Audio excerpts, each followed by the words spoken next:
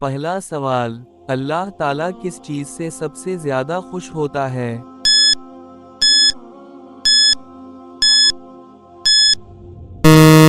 सही जवाब है तौबा। दूसरा सवाल, वो फरिश्ता जो रोजी तकसीम करता है, कौन है?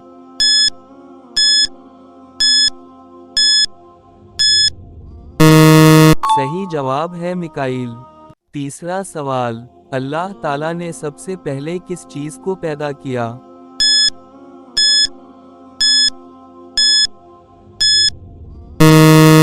सही जवाब है कलम। चौथा सवाल, जन्नत में सबसे ऊंचा दर्जा किसका है?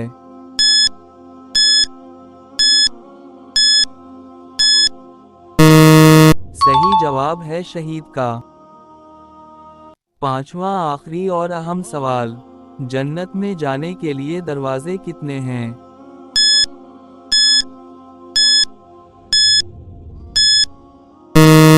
इसका जवाब आप कमेंट में दें, मैं आपके जवाब का मुंतजिर हूँ।